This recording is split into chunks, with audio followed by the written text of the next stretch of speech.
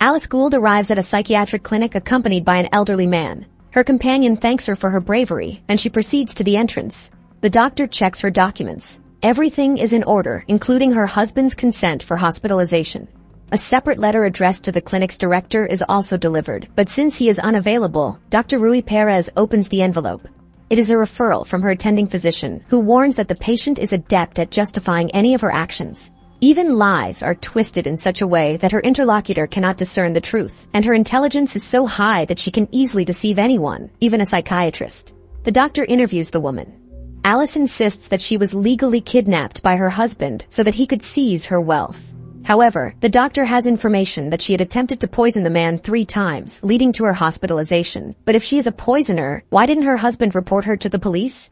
Well, in that case, he wouldn't be able to use her money. It turns out the woman might be telling the truth. Nevertheless, he is forced to diagnose paranoia and asks Deputy Director Castell to escort Alice to her room. On the way, she gives her a tour of the facility. The new clinic director has allowed patients to walk in the park and opened workshops, which has positively affected their well-being.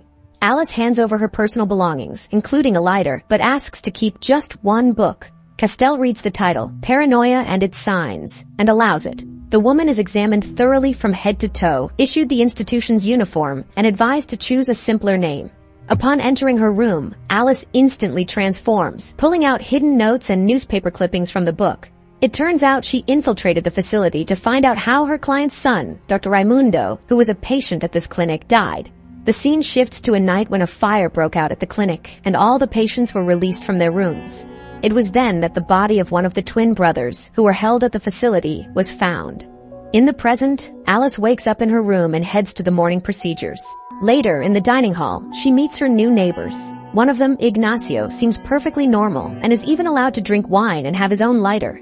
At that moment, one of the patients, a short man obsessed with everything, crawls under Alice's table and scares her. Ignacio chases the troublemaker away, but the little man's guardian, a man with the appearance of an elephant, stands up for him.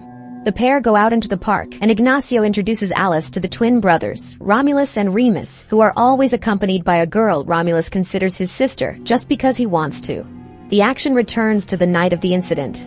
Police arrive at the sanatorium and find the murder weapon, a large piece of glass. In the present, Alice examines a letter she received from her client, in which an unknown killer accuses the boy's father of everything. The woman goes to talk to the patients and witnesses a clash between Romulus and the Elephant Man, who is eventually taken away by orderlies. Meanwhile, Alice is taken to Dr. Cesar for testing. She easily passes and even flirts with the doctor. The plot again shifts to the night of the murder. The orderlies discover a broken window in a door, but to reach it, someone would have had to cross almost the entire hospital.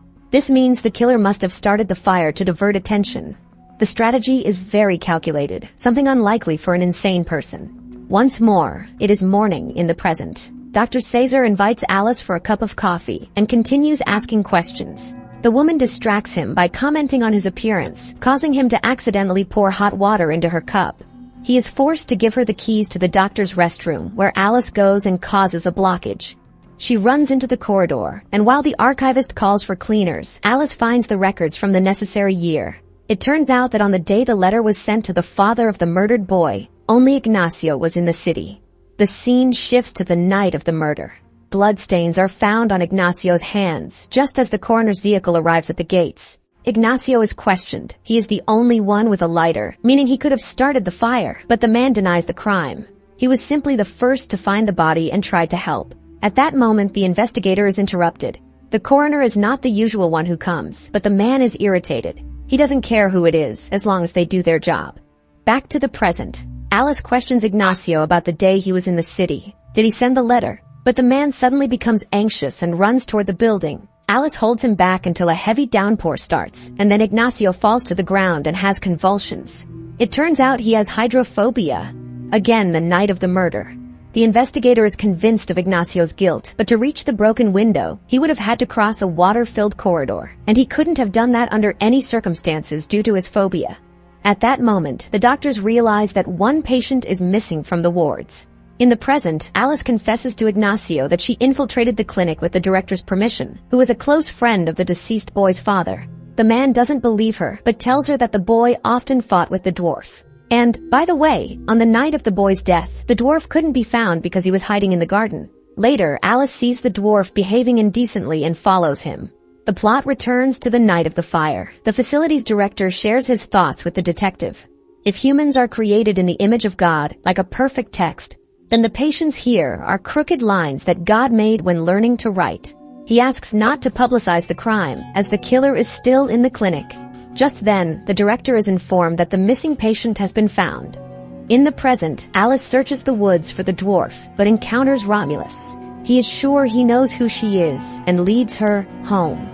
The woman sees a woven house in the thicket and is amazed by the creation. Romulus confesses she is their mother, and this house is for her. Alice is touched and hugs the boy, but then she hears a rustle and runs after someone. The next moment, she is hit on the head, and the last thing she sees is the obsessed dwarf attacking her. Later, Alice finds herself tied to a bed, and César declares that she killed the dwarf. At that moment, the clinic's director enters, having returned from vacation earlier than expected. Alice is delighted. Finally, they can discuss her investigation. She tells him her conclusions, but the doctor doesn't understand her. He has no idea what she's talking about. The woman tries to remind him. They corresponded through the deceased boy's father, and the director himself told her how to get into the clinic, but he denies everything. Alice is outraged and intends to demand explanations from her client. She tries to leave, but she is restrained, given an injection, and sent to solitary confinement. 3 days later, Dr. Castell visits her. She found the clippings and notes in Alice's room. Alice tells her version of events and asks for a medical counsel. During the counsel, Alice explains that she infiltrated the clinic on purpose. The director is aware of everything that's happening because his friend was the one who brought her here. She recalls meeting the deceased boy's father at a New Year's ball. She had seen his photo in the newspaper when she was watching a story about his son's death. The man then asked for her help with the investigation and showed her a letter with accusations. Based on the signs, the letter was written by someone with schizophrenia. The clinic was not far from the town where it was sent. The rest could only be found out from within the clinic. He called the clinic's director, who allowed Alice to infiltrate the sanatorium and even gave her tips on how to simulate paranoia. Then she convinced her attending physician to sign a letter she had written and obtained her husband's consent by slipping the form among other bills. She told him she was going on a work trip and the deceased boy's father brought her here. She accuses the clinic's director of incompetence since it was because of him that the unhealthy dwarf was given freedom of movement, so she is not to blame for his death. The doctor snaps, which provokes disapproval from his colleagues. Alice reminds them that sooner or later the truth will come out. And when it does, there will be many questions for him. Later, the doctors discuss the situation and opinions differ. The woman's arguments seem quite weighty. They need to contact her husband and her personal physician, but the director suggests remembering the husband's poisoning. The first time was at the polo club when Alice unexpectedly came to lunch. A month later, the episode repeated itself after a dinner organized by Alice. When her husband fell ill, she was dancing in the living room and didn't hear his calls for help. Suspicion arose, and he recalled seeing Alice add something to the food. He then found a vial in the cabinet and added a few drops to her drink. When the symptoms reappeared, he gave the vial to the doctor for testing. That's when she made up the story to get here. Her diagnosis, a fabricated identity. Nevertheless, Castell and César insist on an investigation. Otherwise, they will go to the police. Later, Ignacio confesses that he saw the dwarf die. The dwarf fell and hit his head because he was frightened by Ignacio, who caught him trying to assault the unconscious Alice. At this moment, Alice notices a man who has been in the room since the conversation began. The director introduces him. This is Dr. Raimundo, the deceased boy's father, whom she supposedly represents. The woman denies it. This is not the man who hired her. She demands they find her husband, but the man is unreachable, and the family doctor is at a conference in Zurich. Alice is subjected to electroshock therapy and locked in a cage. While unconscious, the woman relives recent events as if they were happening again. But now, she notices the barely perceptible signs her husband made to the supposed Dr. Raimundo and the unnatural behavior of the men. She realizes it was all a setup, and she was at the center of the scam. She awakens to voices. Dr. César has allowed Ignacio and Romulus to visit her, and they have come to support their friend. She tells the doctor about her suspicions. Her husband planned everything for her money. Her personal doctor is gone, and no one can confirm her story. The woman suggests checking her bank accounts, but to do that, they need to go to the bank. Another council meeting needs to be called. Meanwhile, the director discovers that Alice has been transferred back to her room, and César goes to the police to file a missing person report. Castell searches the director's office and finds a receipt for a large sum of money from Alice's husband. The director catches her, and the girl demands an explanation. The man admits to receiving the money, but all of it went to the clinic's accounts as a donation. He announces Castell's dismissal and asks her to leave the facility. He then mobilizes the staff to search for Alice. Meanwhile, Dr. Cesar is refused the filing of a case, as all the documents are in order. At the clinic, no one can find the woman because the patients help her hide. She thanks them all and asks for help getting out. She already has a plan and asks Ignacio for his lighter. At this time, Cesar goes to Alice's house and confirms that her husband hasn't been home for a long time and that her detective badge is hanging on the wall. She really is a detective. At the hospital, the toy workshop catches fire. Meanwhile, Ignacio, overcoming himself, turns on the water in his room and starts screaming in shock. While the orderly runs to get a doctor, the man opens all the rooms and urges the patients to leave. Panic ensues, during which Alice breaks a window and opens the laundry room door. She finds medical staff clothing and calmly walks to the clinic exit. At this moment, Ignacio discovers the murdered twin Romulus. That's when the police arrive, and an investigation begins. Alice approaches the gates but stops. In front of them is the coroner's vehicle, and the woman asks to be let inside. She was called to examine the deceased Romulus. Upon hearing the name, Alice attacks the woman, swaps clothes with her, and goes to examine the body. The unconscious coroner is mistaken for Alice in the dark, and she is reported to the director, who is told that all the patients are in place. But the detective identifies the woman, and everyone rushes to the room where Alice is examining Romulus. She asks to be arrested, as the police will now have to take on her case. Besides, she knows the killer. Upon examination, she noticed multiple body injuries, which could only have been inflicted by a very strong person.